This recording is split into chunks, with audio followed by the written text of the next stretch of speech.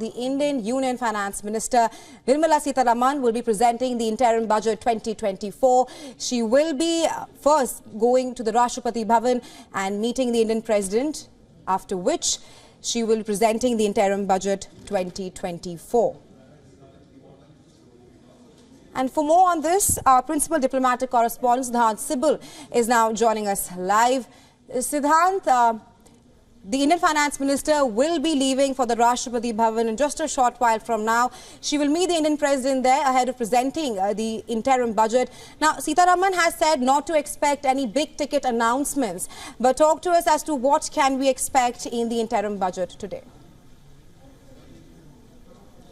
Well, essentially, this is an interim budget. The focus is on to give a broader policy areas where the government will continue its focus. Not big ticket announcements are expected given that it's an interim budget, but essentially the numbers are something that will be keenly awaited. The numbers, the fiscal deficit numbers and other numbers, the growth figures and what the government expects, crystal gazing into India's economy. But essentially areas that the government is looking to increase its focus has been on manufacturing, on semiconductors, on renewable energy. But giving a foreign policy dimension, there is an element of foreign policy given that India supports budgets, 5 years plan of many countries in the region, including, of course, Bhutan, and also its support to the Chabahar port. These are the numbers that will be keenly awaited. And also remember, when it comes to Afghanistan, after Taliban takeover, India never had cut its budgetary support, and the budget figures after the Taliban takeover of Kabul showed that India will continue its support to the people of Afghanistan. But that said and done,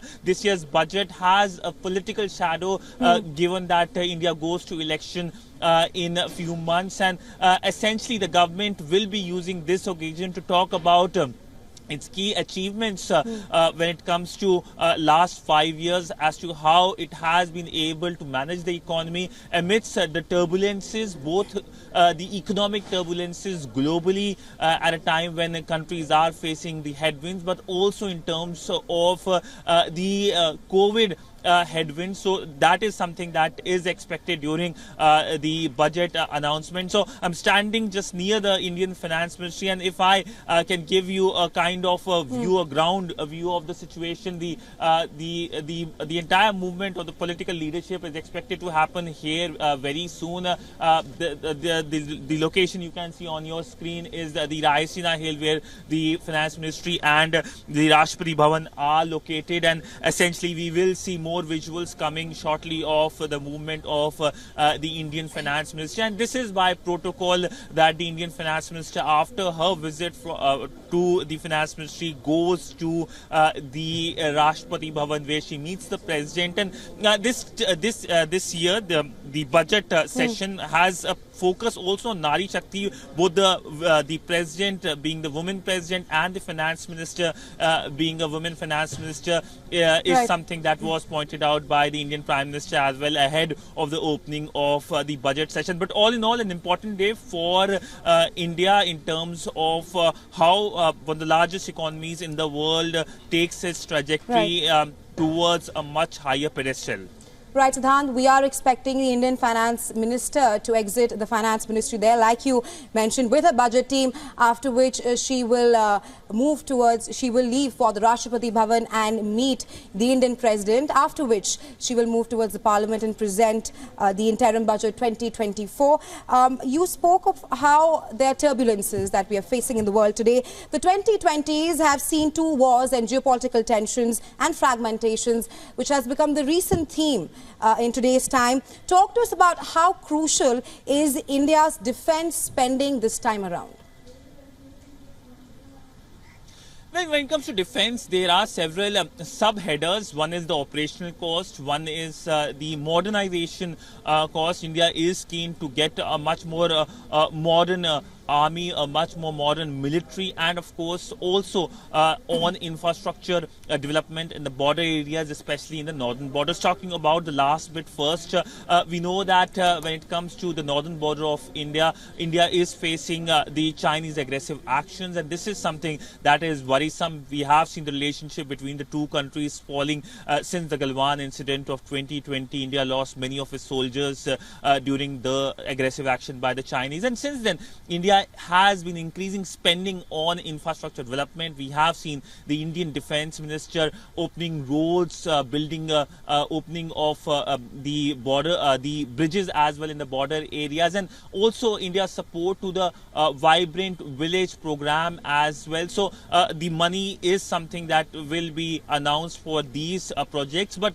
now talking about the modernization bit, getting new equipments, new assets is something that is very high on the agenda as well, and the figures are expected to show where the Indian government is keen to spend in terms of acquiring new assets. We just saw recently the French president's visit. The French President Emmanuel Macron was in India, and while there was no big ticket announcement on the defense bit, we know that the focus has been when it comes to the Rafale deal, the submarine deal, and this is something that comes in the commercial aspect. So all in all, defense is something that is one of the key priority area for the Indian government, and this time as well, while the outlay is something that everyone will be closely watching, the increased outlay, the focus will be where the spending goes and the expenditure as well of the Indian government when it comes to the defense sector. This is something, as we have been talking about, a priority area for the Indian government. Right, Siddhant. Apart from the defense spending, like you outlined, it is a priority area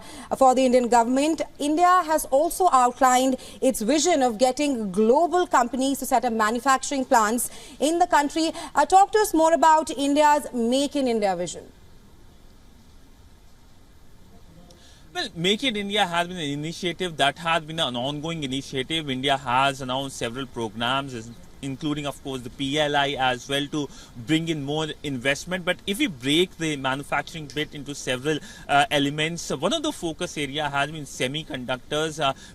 We saw recently the Indian External Affairs Minister, Dr. S. Jaishankar, talking about how India wants to be a part of the semiconductor supply chain, and there should not be concentration of manufacturing globally. So India wants to be one of the major centers of manufacturing.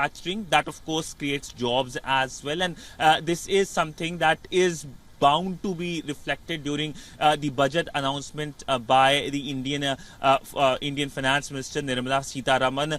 This is something that has been reflected by other ministers as well, whether it's the External Affairs Minister, whether it is India's IT Minister as well. And we recently saw a significant announcement of Padma Awards being announced for the Foxconn CEO, who is a Taiwan national. So that means that India is engaging with several countries in the region and in the Indo-Pacific as well for these companies to set up bases here in India so that India can be a next superpower when it comes to the semiconductor bit.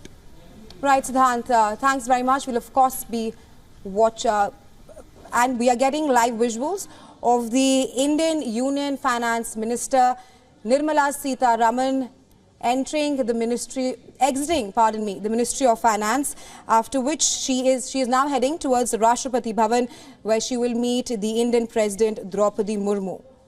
And these are the live visuals from New Delhi, where the Indian Union Finance Minister Nirmala Sitharaman, along with her budget team, is leaving the Finance Ministry. She will now be meeting the Indian President Draupadi Murmu ahead of presenting the Interim Budget 2024. We'll of course be tracking this very closely here on WION.